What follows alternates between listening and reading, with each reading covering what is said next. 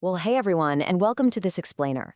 Today, we're diving straight into something absolutely crucial: how we actually use solid evidence to solve the biggest, most critical problems facing our society right now.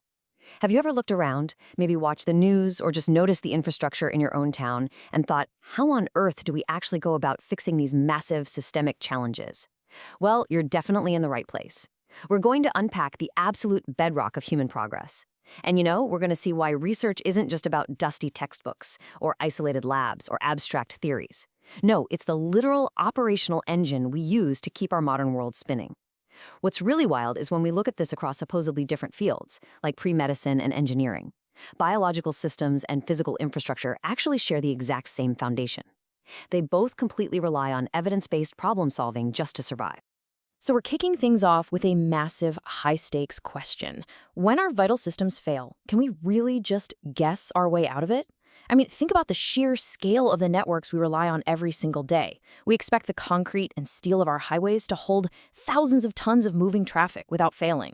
We expect synthetic medicines to hunt down microscopic bugs without harming our own bodies. We expect our power grids to just work.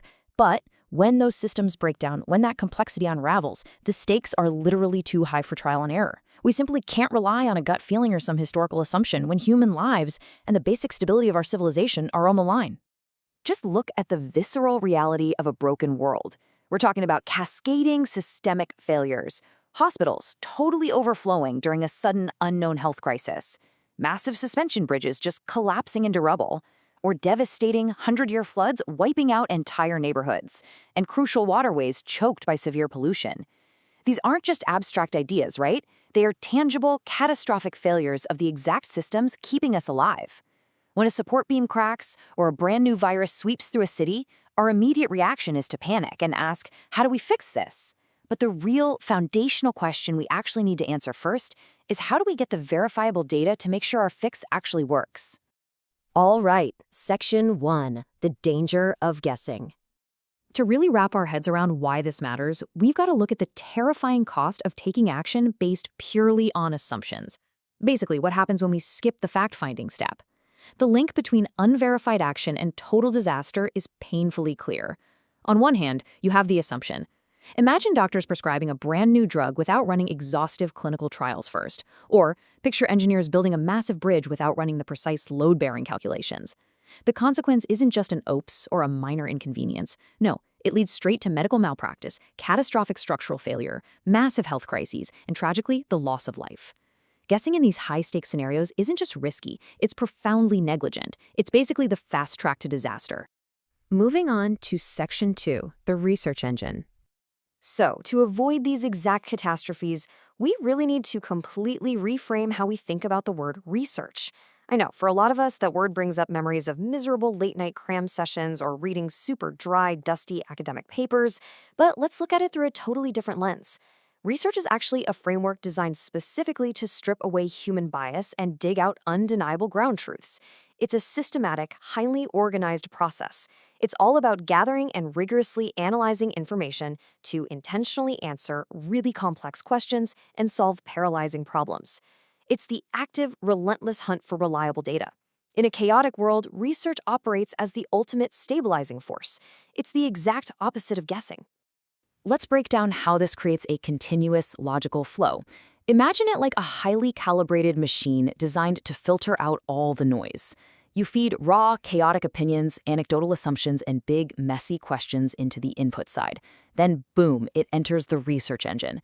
This is where systematic, rigorous analysis takes over.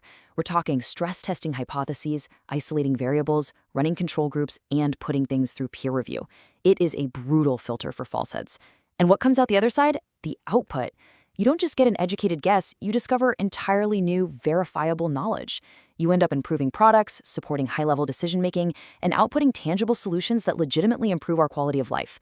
The chaos of a problem is methodically transformed right into the targeted order of a solution. Okay, Section 3, the value matrix.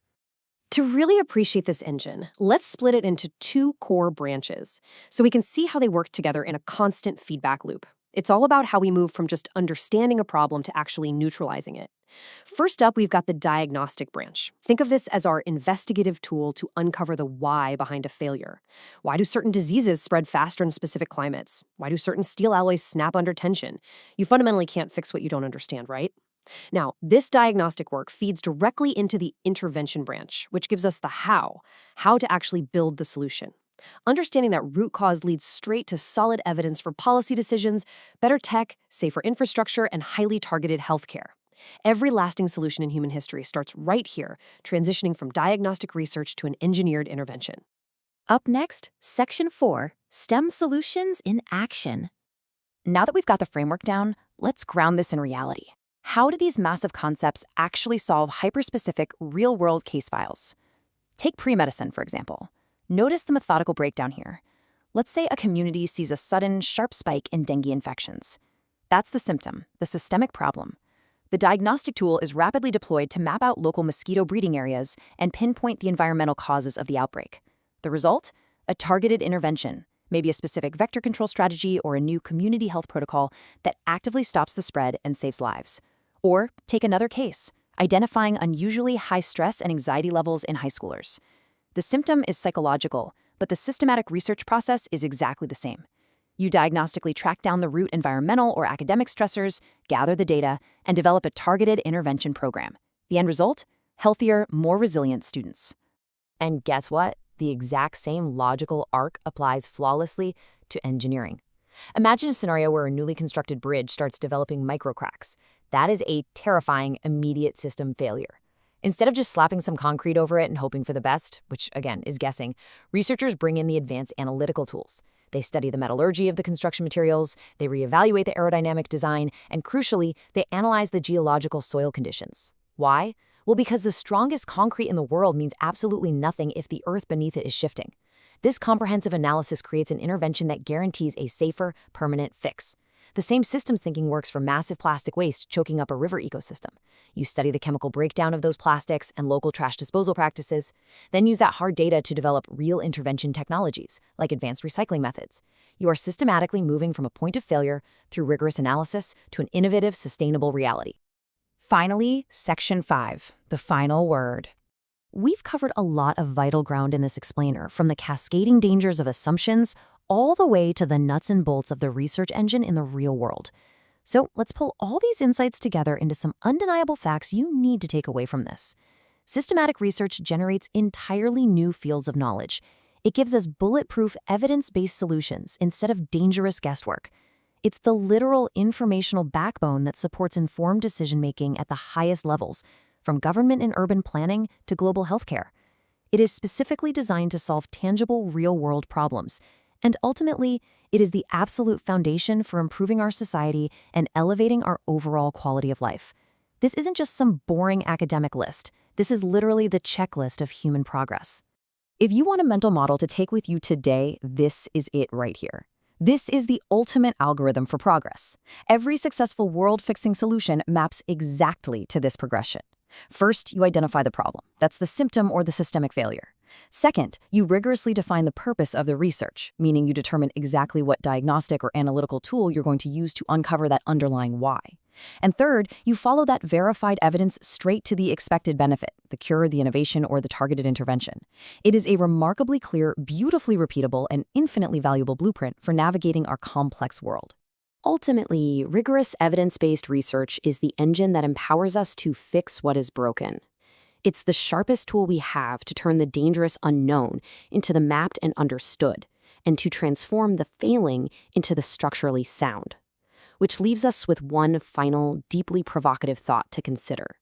If evidence-based research is the single thread keeping our infrastructure standing, our medical systems functioning, and our communities protected from collapse, can we ever truly afford to just guess again?